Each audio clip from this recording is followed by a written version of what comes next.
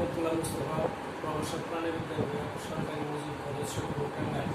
আজকে আমি অনলাইনের মাধ্যমে উচ্চ মাধ্যমিক জীববিজ্ঞানের দ্বিতীয় পত্রে অষ্টম অধ্যায়ের মানব শারীরতত্ত্ব সমন্বয় ও নিয়ন্ত্রণে চ্যাপ্টারে মানুষের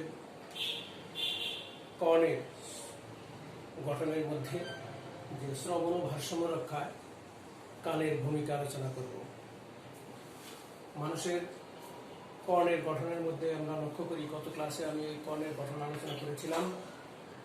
মানুষের কর্ণের অ্যানাটমি যদি আমরা একটু লক্ষ্য করি, তাহলে মানুষের কর্ণ তিনটা ভাগ আমরা ভাগ করি। একটা হলো এই কানের বাইরের যে অংশটুকুকে বহির্কর্ণ বলে, এইখানে থাকে হলো পিনার আর বহি অডিটরি মিটাস থাকে। এরপরে থাকে হলো মধ্যকর্ণ। এই মধ্যকর্ণের মধ্যে থাকে হলো তিনটা অস্থি থাকে, ম্যালিয়াস, ইনকাস, স্টেপিস। এরপরে থাকে হলো অন্তঃকর্ণ, কোটরের ভিতরে থাকে হলো অন্তঃকর্ণ। আজকে আমি এই শ্রবণ ও ভারসাম্য রক্ষায় কানের যে ভূমিকা আলোচনা করব। এই শ্রবণ ও ভারসাম্য রক্ষায় কানের ভূমিকা আলোচনা করতে গিয়ে আমরা দুইটা অংশ একটু লক্ষ্য করি, কানের শ্রবণ অঙ্গ আর একটা হলো ভারসাম্য অঙ্গ। এখন এই শ্রবণ অঙ্গ যেটা আমরা শুনতে পাই সেটুকু হলো শ্রবণ অঙ্গ, এবং যেটুকু আমাদের দেহের ভারসাম্য রক্ষা, ব্যালেন্স রক্ষা করে, এটা ভারসাম্য অঙ্গ। একটির সাথে কাজের আরেকটি কোনো সম্পর্ক নেই। সেক্ষেত্রে আমরা কানের যে শ্রবণ কৌশল, এখন আমরা যে শ্রবণ কৌশল যদি আলোচনা করি, তাহলে এই বোর্ডের মাধ্যমে যদি আমরা লক্ষ্য করি, তাহলে দেখি যে শব্দ তরঙ্গ প্রথমে কানের যে আমাদের যে পিনাটা রয়েছে, এই পিনার ভিতরে শব্দ তরঙ্গ আসে, এখানে কম্পন সৃষ্টি করে। পরবর্তীতে এই কম্পনটা বহির্কর্ণের যে বহি অডিটরি মিটাস বা কর্ণকহর, এই কর্ণকহরের মাধ্যমে মূলত এই ট্যাম্পেনিক যে মেমব্রেন রয়েছে, এই ট্যাম্পেনিক মেমব্রেনের মধ্যে আঘাত করে। এই ট্যাম্পেনিক মেমব্রেন আঘাত করার পরে এবং সেটা কেঁপে ওঠে। কেঁপে ওঠার পরে সেই কম্পনটা মধ্যকর্ণের ভিতরে চলে আসে। মধ্যকর্ণে আমরা বলছি যে মধ্যকর্ণের ভিতরে এতে তিনটা অস্থি রয়েছে, একটা হলো ম্যালিয়াস, ইনকাস এবং স্টেপিস। সেই কম্পনটা ট্যাম্পেনিক মেমব্রেন থেকে এই ম্যালিয়াস অস্থিতে যায়। পরবর্তীতে ম্যালিয়াস অস্থি থেকে ইনকাসে আসে, ইনকাস থেকে স্টেপিসের মধ্যে আসে এই কম্পনটা। এরপরে এই কম্পন এখানে এই স্টেপিস একটা ছিদ্রের মধ্যে, এখানে একটা ছিদ্র রয়েছে, একটা ফানাসটা ওয়ালিস বলা হয়ে থাকে। এই ছিদ্র হতে কম্পনটা মূলত ভিতরে অন্তঃকর্ণে প্রবেশ করে। এখন এই অন্তঃকর্ণে যখন প্রবেশ করে, অন্তঃকর্ণে প্রবেশ করার পরে সেটার মূলত যে অন্তঃকর্ণের যে কক্লিয়া রয়েছে, সেই কক্লিয়ার পেরিলিম্ফের মধ্যে আসে। সে পেরিলিম্ফের মধ্যে আসার পরে সেটার পেরিলিম্ফের মধ্যে আসে। পেরিলিম্ফে আসার পরে সেটা এন্ডোলিম্ফে আসে। পরবর্তীতে আবার সেটা ওই যেটা অন্তঃকর্ণের যে রয়েছে যে এখানে তিনটা যে কক্লিয়া যেটা রয়েছে, একটা মানে একটু সোজা অবস্থায় যদি আমরা দেখি, তাহলে এরকম লম্বা সোজা অবস্থায় যদি দেখি, তাহলে এই কক্লিয়াটা এইটা তিনটা স্তর এখানে রয়েছে, অর্থাৎ এই অন্তঃকর্ণে প্রবেশ করে। মূলত এই শ্রবণ যে গতিপথ, শব্দ তরঙ্গটা ব্যবহার বলছি, শব্দ তরঙ্গটা পিনার মাধ্যমে কর্ণকুহরে আসলো, কর্ণকুহরে থেকে প্রবেশ করলো, কর্ণকুহরে টিম্পেনিক পর্দায় আঘাত করলো, টিম্পেনিক পর্দায় আঘাত করার পরে এটা কম্পিত হলো। কম্পিত হলে সেটা মধ্যকর্ণের ম্যালিয়াস, ইনকাস এবং স্টেপিসের মধ্যে চলে আসলো। সেটা ফানাসটা ওভালিসের মধ্যে বলছিলাম, ফানাসটা ওভালিসের মাধ্যমে সেটা কক্লিয়া গেল। কক্লিয়া সেটা কক্লিয়ার যেটা সোজা করে দেওয়া হয়েছে, কক্লিয়ার পেরিলিম্ফে আসবে। পেরিলিম্ফের থেকে কক্লিয়া থেকে এন্ডোলিম্ফের মধ্যে আসবে। এই অনুযায়ী এন্ডোলিম্ফ থেকে সেটা চলে যাবে হলো এই কক্লিয়ার অর্গান অফ কর্টিতে যাবে। অর্গান অফ কর্টি থেকে সেটা সেগুলো কতগুলো সংবেদী কোষ আছে, সেই সংবেদী কোষগুলো সেগুলা উত্তেজনা সৃষ্টি করবে। এরপর স্নায়ু স্পন্দন মস্তিষ্কে প্রেরণ করবে, এবং সঙ্গে সঙ্গে সেটা মস্তিষ্কের সাথে যে অন্তঃকর্ণের যে অডিটরি নার্ভটা রয়েছে, সেই অডিটরি নার্ভের মাধ্যমে মস্তিষ্কে চলে যাবে। সঙ্গে সঙ্গে আমরা শুনতে পাবো। মাত্রা অনুযায়ী এই শব্দগুলা উচ্চ শব্দ সেটা মধ্যম, উচ্চ, মধ্যম এবং নিম্ন মানের হয়ে থাকে। এসব মাত্রা গ্রহণের জন্য কক্লিয়ার যে স্ক্লেরা এখানে রয়েছে, স্ক্লেরা মিডিয়া, সেই স্ক্লেরা মিডিয়ার মধ্যে যে ব্যাসিলার এবং রেসনার যে ঝিল্লি থাকে, একটা ব্যাসিলার ঝিল্লি আর একটা হলো রেসনার ঝিল্লি। এই ব্যাসিলার এবং রেসনার ঝিল্লিতে সব মাত্রা বিশেষ স্থান পায় এই মিডিয়ার মধ্যে, অর্থাৎ ওই কক্লিয়ার স্ক্লেরা মিডিয়া এবং এর মধ্যে রয়েছে যে ব্যাসিলার এবং রেসনার ঝিল্লি, বিশেষ স্থান এখানে রয়েছে। স্থান উচ্চ হলে যদি শব্দটা আরো উচ্চ হয় তাহলে এখানে উচ্চ মাত্রা গ্রহণের জন্য ফেনাস্টা ওভালিস সংলগ্ন অংশ, আর মধ্যম মাত্রা গ্রহণের জন্য মাঝারি অংশ এবং নিম্ন মাত্রা গ্রহণের জন্য শীর্ষের কাছাকাছি অংশ এটা অংশগ্রহণ করে।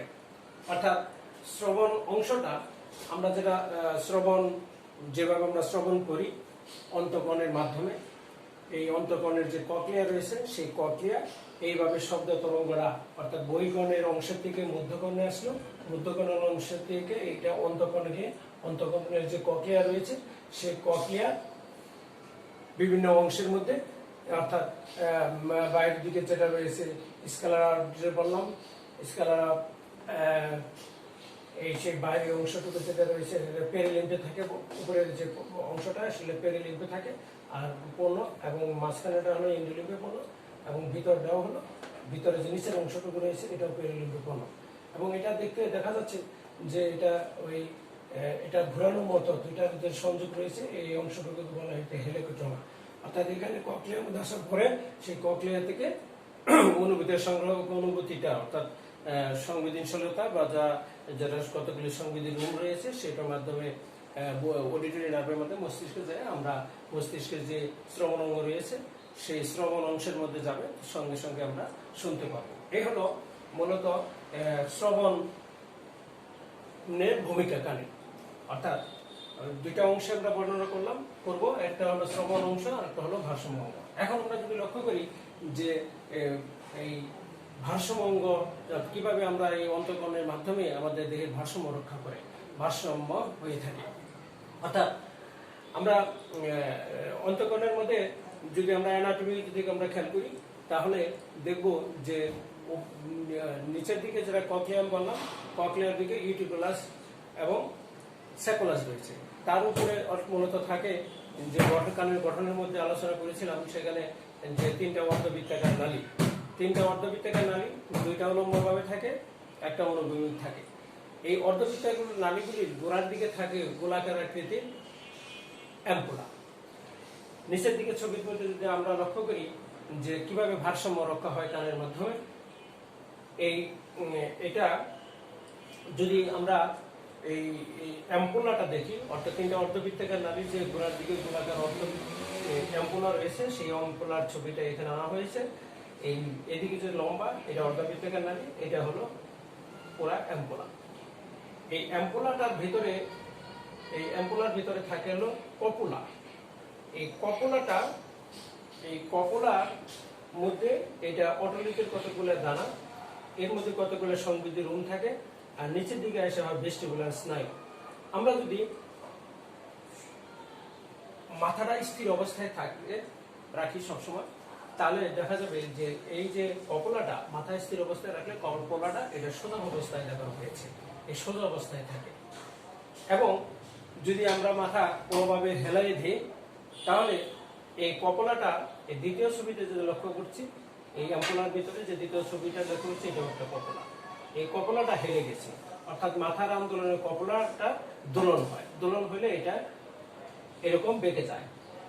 এখানে কতগুলা সংবেদী রুম উদ্দীপনা মস্তিষ্কে এরা প্রেরণ করে, নিচের দিকে ভেস্টিবুলার স্নায়ু রয়েছে, এটা মস্তিষ্কে প্রেরণ করে এরপরে তা ওই মূলত সংবেদনশীলতা মস্তিষ্কে প্রেরণ করে। অর্থাৎ আমরা এই যখন ভারসাম্য রক্ষা হয় এই অ্যাম্পুলাটা যখন আমাদের মাথার স্থির অবস্থায় থাকে তখন এটা সোজা অবস্থায় কপলাটা থাকে, আর আমরা যদি মাথাটা হেলে দিই তাহলে এটা এরকম বেঁকে যায়, দোলন হয়।